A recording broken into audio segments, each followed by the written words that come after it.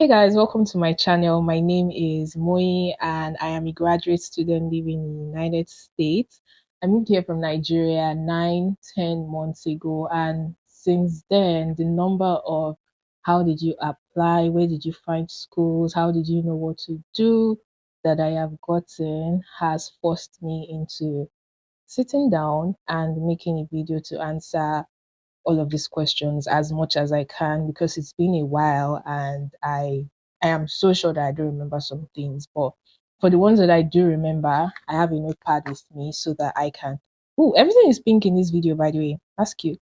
I have a notepad with me here so that I can recall and then just trace the story. I'm going to be talking about everything from the requirements to the process to the timeline and the cost. Let's get right into it. So I think the most important thing that a lot of people do not know is that from the beginning till the end, that's from researching schools to actually landing in the United States, you can do every step of the process by yourself. You do not need an agent. If you have access to the internet and a computer, it's pretty much easy to do if you have the right guidance, but you do not need to pay anybody money to do anything. I didn't pay a dime to any agents. I did all of the process myself, even though I did work with a senior colleague who had moved ahead of me. I think he had moved there like 2 or so years before me. So he was already familiar with the process and the websites and all that. So he was able to guide me on how to do it. So for the timeline for mine, it's really hard to, well, I would say actively, I started applying in December 2023 and I landed in the US in August 2024. So that was about a 9 month period from first application that I sent to when I resumed school in the US. The first thing you want to do is sort out your international passport. So if you do not have a passport, you have to go get one. I had mine at that point, but the name on my NIN was different from the name on my international passport. And so I had to go to the headquarters in Abuja to sort that out because I would not have been able to prove that I was the same person internationally if they were not matching. So that's definitely the first thing you want to get out of the way. I'm not sure what the wait time is right now, but this is May. I'm shooting this right now in May. I don't know when it's going to go up. But most application window for fall 2026, that's August next year, would open around September, October, November, September, October this year. So this would be like a good time to sort out passport issues and just get it out of the way. So when I got this done, this was in September, October, and at this point, I was still looking for schools. I hadn't decided on the schools that I wanted to go to. In fact, I remember I met someone at the airport in Ibadan because I was 7, and when we were talking, I was talking about, oh, I wanted to go to Canada. So the United States wasn't even on my mind at that point because I was so terrified of getting denied with the rate at which people were getting no's from the embassy or the consulate. So I was just like, I don't want to do that. Right. At this point, too, the application window was already open. Remember, I said this was September, October. So I was looking at Canada, but I was still getting encouraged to look at the US as well because people kept saying, "Oh, it's better to do what you want to do in the US than in Canada." So my criteria for looking at schools now fell to the funding because I wasn't about to pay for grad school. The funding, the location, I didn't want to stay too close to family or be around. Oh my God, I hope they don't watch this because they've always thought this was a mistake, but it was so on purpose. I didn't want to be around family just so that I would be my own person here. I was also looking at whether I was looking at the quality of the program in the school as well. You could find a great school that could not be great for the program you want to do. So you want to look at success rates of people that have studied in that program, what they have gone on to do. Like it is a very extensive search, but if you are deliberate and intentional about going to school and not just using it as an avenue to Japa, then yeah, you would put in the work because you're thinking about when I graduate, what next? So by November, December, I decided on three schools in the US and four schools in Canada. But I knew at that point that I could not apply to both because if I applied to Canada first and sent my passport, I would not have any passport to take to the consulate because I was looking at the time frame at that point. And so I fearfully dropped Canada and then picked the US. And okay, I said I shortlisted three schools for the US. I shortlisted four schools actually.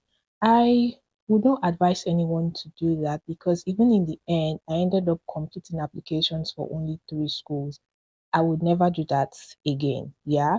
So for the four schools, the one that was my top choice, that would have been my dream school, during uploading my documents and all that, they told me that I needed to pay $180 for my transcript evaluation because I'm an international student. And I was like, I didn't see that on the website. Maybe I missed it anyway. But there was no way I was going to pay $180 for one school that I wasn't sure if I'd get admitted to when I could split that application fee over that $180 for application fees for other schools. Anyway, before I get too deep into this story, let me go into the requirements for applying to schools. So I have the list right here because I would have forgotten this. So you need some schools ask for four recommendation letters. The average is three, but for the school that I currently am, I think they asked for two. Hmm, that may not be true. So between two to four, the highest I've seen is four. Then they ask for your transcripts. Usually it's unofficial transcript, but some schools will tell you no, they want the transcript directly from your school. And you know how that is. You would have to pay money to your undergrad school to send your transcript to multiple schools that you're not even sure how many would admit you, right? So another criteria I was looking at was that I wanted schools that just wanted unofficial transcript for the admission process. And if they admitted me and I wanted to go there, then I would pay money for OAU. That was why I went for my undergrad to send my transcript to just one school. Then they wanted a resume, they wanted a writing sample, then your statement of purpose, application fee, and then the deadlines. Most schools had deadlines in January and December. Some stretched into March, yeah, but I would not know how that would work for. It depends on what you want really. So what I did was I made a spreadsheet with the names of the schools on one side and then all of these criteria, so number of recommendation letters, the transcript, resume, all of those requirements. Another thing that I did was I was not going to apply to any school that wanted me to write IELTS or TOEFL or GRE. I wanted schools that were fine with me coming as I was. So if that's something that matters to you, you may want to consider it as well. But right now, for a lot of schools, Nigeria is already among the list of schools or international countries where you can apply from and you don't need to prove that you can speak English officially. And a lot of them will tell you that whether you have IELTS or not is not going to affect your chances of getting admitted. So if you don't need to write it, you don't need to write it. So between December and January, I applied to those three schools, and from then on, it was God I beg. But I was already working as a digital communication strategist, a social media manager. Then I was doing NYC as well, and I was working as an editorial intern. But that was January. I was going to be done with NYC by April, so I needed a what next, right? So I was still interviewing for jobs. I had an interview from between January and February. I got to, I think, the second stage of interviews and I got caught. And then I was like, grad school has to work, right? Because I wanted to move out of Ibadan. I knew that I did not want to spend another 1 year there. And I also did not want to go back home. I wanted to become an adult. Remember the last day I worked at my PPA, I think it was March 1st. Yeah, it was March 1st. It was a Friday. And that evening, I got my first acceptance letter with funding. I remember I was in my room that evening. I was just like, oh my God. And it was as if that one opened the door for the others. The others just kept rolling. So the next Monday, I got another decision. I also got admitted to that one, but I was still waiting for one more to see who had the most money that they wanted to give because that was very important. So I was going to go to the one that had the most funding. And yeah, so by the next week, I got the decision from the third one and I was rejected. So I was down to two, right, to pick from. And I think I had, so this was early March, and I had until April 15th to either accept or deny the offer of admission from both schools. So by the end of March, me that I wanted to leave, I was like, I've decided. So I picked one school. And the story behind the school I'm currently at is such a, because it wasn't even on my list initially. It was just a random, oh, let me just apply to this school. And I was like, no, I don't want to apply, blah, blah, blah, blah, blah. Anyway, here I am. So yeah, I said I was going to talk about cost. I already forgot that. So for applying, the total cost of application fees I paid was $150. For one school, it was nothing. The application fee was zero, literally. And so after I accepted the offer of admission, the next step was for them to send my I-20. So I applied for that. But I don't know if they still do this anyway. But before I got that, I had to fill a form that's called IS-50. I'm going to confirm that that's the name.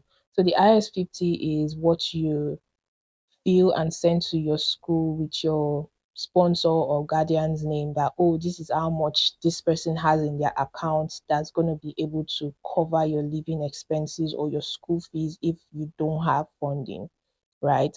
So I did that and I sent that in to them, and in a couple of days they sent my I-20 to me. So the I-20 is a document you take to the consulate. With it will have your name, have your school's name, your program's name, your supervisor's name, the cost of attendance at your school. That's with living expenses and is it with living expenses?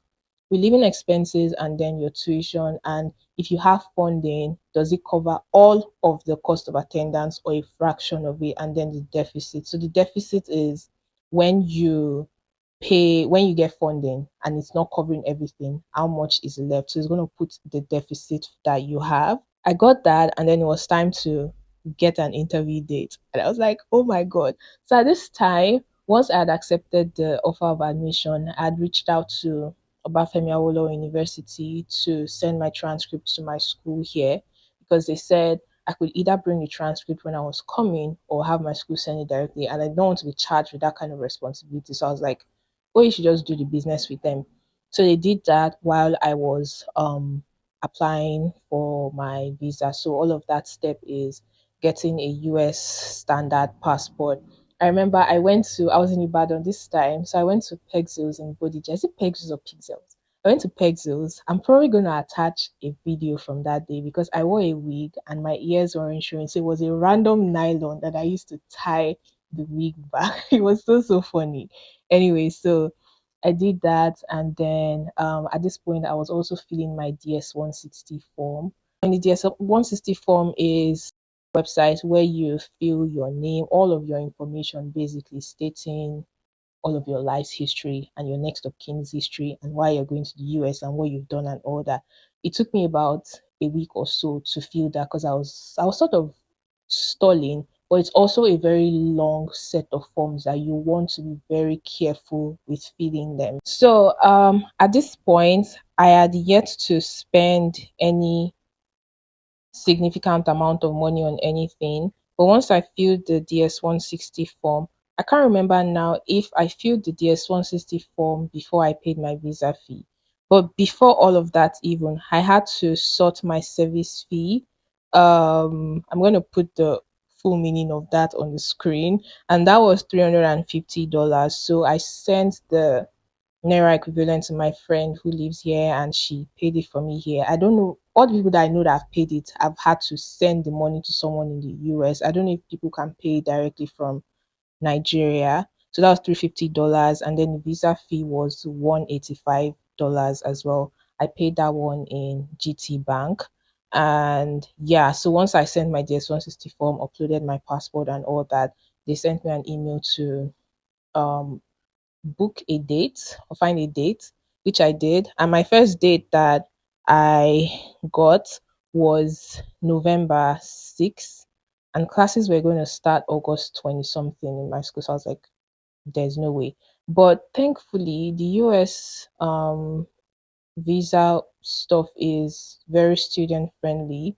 So if your date of resumption is within 90 days when you are applying, you can apply for an expedited process where you get offered a couple of, dates that are closer to when you want to do it.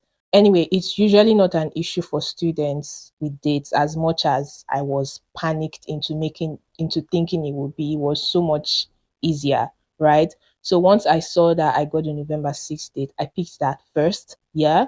And then I sent an email with my I-20, the letters that I'd gotten from my school, from my department, everything saying, oh, I have to resume at this date. And I got a November date. Is there a chance that I could have this expedited? Blah, blah, blah, blah, blah. And I think I sent that email on a Monday or Tuesday in May. Yeah, so we're in May now. I got offer in March. April I was sorting I-20, IS-50 issues and DS-160. So by May it was now proper interview booking. And so in a couple of days, I think 2 or 3 days, they responded with an email saying go check out dates, which I did, and I saw dates even from the next day. I think this was a Thursday, and I saw dates for Friday, the next day, Monday, and all that. So I could have picked easy, easy, easy day. But I was like, no, this is getting too real for me. Yeah. I picked a date in June, which was like 4 weeks, right? And I remember everybody was like, you said you are looking for dates. They gave you opportunity and you're still picking a far day. But I was like, I'm scared, right? So for this expedited thing, I also did not pay a dime for it. I remember when I got the first date, we had a family friend that made it seem like that was the end. Yeah, she was like, "Oh, you probably have to defer your admission, this or that." No, that's not the case. And you also, again, do not need to pay anybody to do this for you. It's just there on the website. And so I did that, and I spent the next 2, 3, 4 weeks waiting, and I went to the consulate. So I did my interview in Lagos. I went to consulate in Lagos to do it. It was a 6 a.m., 6:30 a.m. appointment, but I don't think I got interviewed till like around 8 because I didn't get out till past 8, and we weren't allowed to go in with our watches or anything. We're just, So it was it was brief. It's about a 2, 3 minutes. I don't think mine was up to 3 minutes. Maybe I'll make a detailed video about the questions that I got asked. So I did that. I got a white paper. So usually when you do your interview, if you get a white paper, then yeah, you're set to go. I remember getting that paper, and then on the way out, all the security guys were like, "Oh, American, American, American." I was like, "Oh my god, yes!" And so yeah, that was I guess, the beginning of a new chapter for me. So when filling the DS-160 form, you would actually tell them the DHL office or location you want to go pick up your passport from, because you leave your passport with them after the interview. I picked Ibadan because I was living in Ibadan at the time. So I remember when I got an email that my passport was ready to pick up, that was the day that I went to also move most of my things out of my space in Ibadan. And yes, I remember picking up my passport and opening to the page where the visa was. And it was it was a really beautiful feeling because this is something that I've always wanted. It wasn't a means to an end for me. I genuinely have always wanted to teach literature in the United States. So it was a really beautiful one. I picked my passport up at the end of June, or maybe the first week in July. Yeah. So at that point, I had about a month left.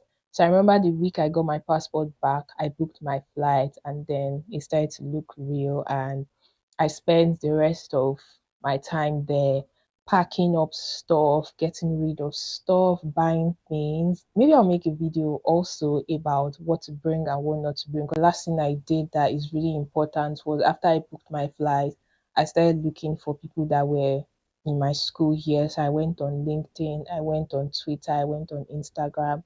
I kept typing the city's name, typing Nigeria, and just looking for, stuff. And eventually I found a couple of people. I sent DMs to people on LinkedIn that did not answer me that I see them here today. It's so funny.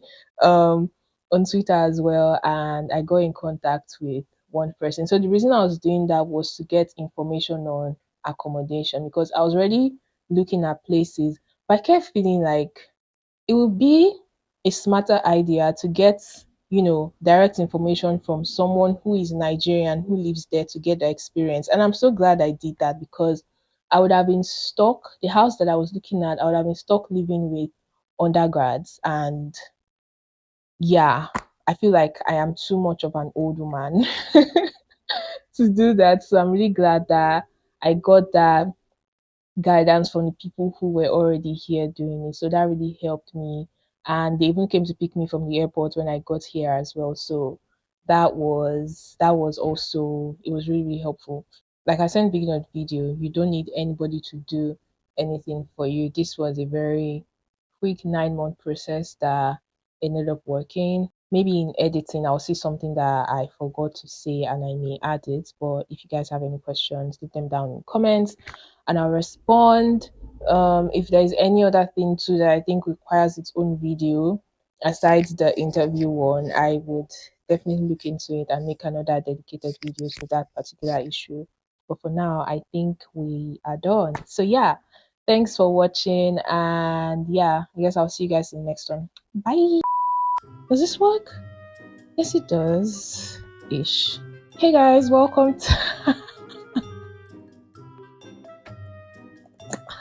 I haven't done this in a while, so it's going to take so much more effort to not goof out.